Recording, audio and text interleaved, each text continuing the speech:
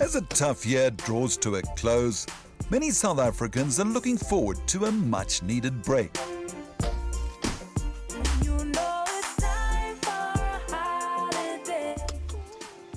If you're planning a road trip to your favorite holiday destination this December, or simply going home to see your relatives across provinces, you may have to think twice.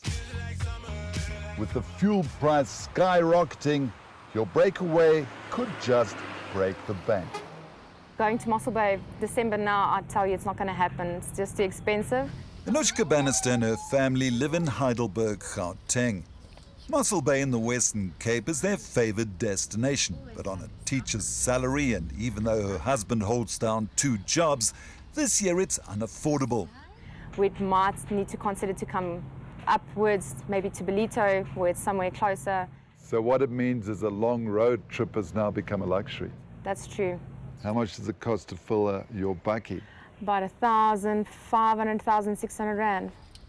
Aside from having to rethink holiday plans, the Bannisters have daily fuel challenges. We stay in Midvaal, and I work in Johannesburg, and my husband works in the Vaal. He drives to the Vaal every day, so 140 kilometers per day for him as well. As a teacher, she's able to catch a ride on the school bus with her children.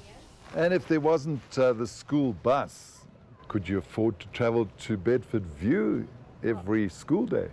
Definitely not. I don't think I would have been able to pay the bills. With fuel prices breaking the 20 rands per litre barrier in Gauteng on the 1st of December, increases of 75 cents on petrol and around 74 cents on the unregulated price of diesel means South Africans are in for a rough ride. Petrol alone has increased by almost 6 rands over the last year.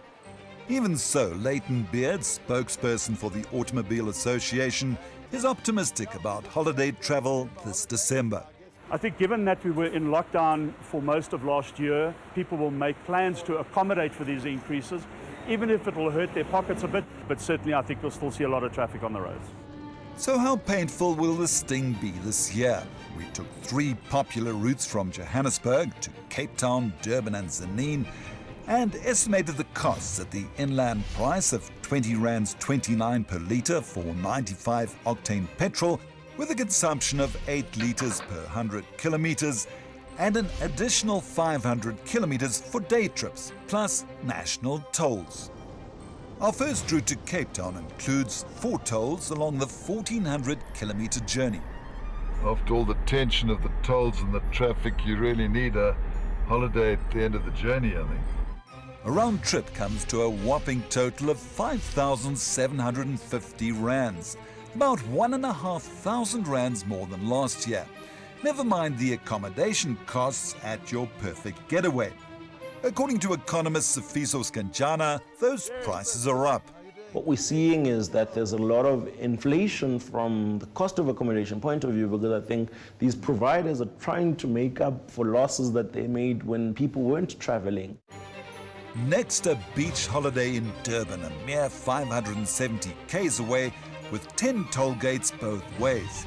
Travel alone comes to a hefty 3,196 rands, and that's if you didn't add a pit stop. So got myself a big burger and a cafe mocha, very Lani. Let's look at the costs. Now the burger without chips was 85.90. Coffee, 41 bucks. I remember when they used to cost about 10, but that was a long time ago. So we're looking at just short of 127 rands. Family of 4, you're looking at over 500 bucks. Can you believe it? In South Africa, 84% of all goods are transported by road. That means that the cost of petrol and diesel transfers to the pricing of those goods. We've seen oil prices now elevated, that the highest they've been since October 2018. In fact, year-on-year, oil prices are up 68%, and petrol prices tend to contribute about 25% of inflation levels in the country. At one of our refuels, we met 𝗀𝗃𝗃𝗃, an eco-plastic furniture maker, with his fiancée 𝗀𝗃𝗃𝗃𝗃. They were hoping to see their family in Limpopo this December. According to the petrol rates, It's not going to be easy for me to go home. It's very difficult because now the budget is low, especially under the COVID. We don't do much work. Our final route to 𝗀𝗵𝗶 in Limpopo and back, 1,320 Ks, including day trips, with 3 toll gates each way. Totals a staggering 2,385 rands. And then you need to factor in issues of wear and tear. You need to factor in what happens when you have a burst tire along the way. And then you're eating and all of those things. And these are the costs that are embedded in travel.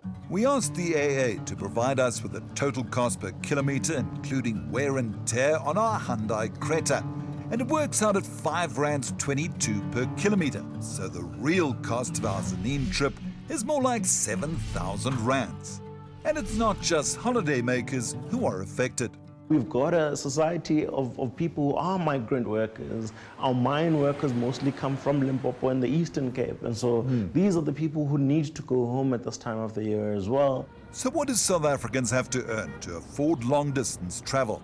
The Southern Africa Labour and Development Research Unit Income Comparison Tool puts it into perspective, says Skanjana. The cost of living in South Africa is on average about 6,400 rand a month. To then factor in 2 of those trips to and from home, already you are getting to about an earnings bracket of about 10,000 rand. In South Africa, people who are earning 10,000 rand are actually in the top 10% of earners. Is the term middle class a bit ambiguous these days? What middle class? The middle class has ceased to exist in South Africa for quite a while now. If in South Africa, if you earn 43,000 rand a month, you're in the top 1%. When did you last have a holiday? It's 5 years back. We can't afford to go to the holiday. It's difficult to pay the employees, and I left with nothing. How does the fuel price affect your business? I do deliveries countrywide, so it's very difficult for me to deal with the clients. They want to cancel the orders because they said I'm so expensive. South Africa's bloated fuel price is dependent on a number of factors, the weakening rand and the increase in Brent crude oil.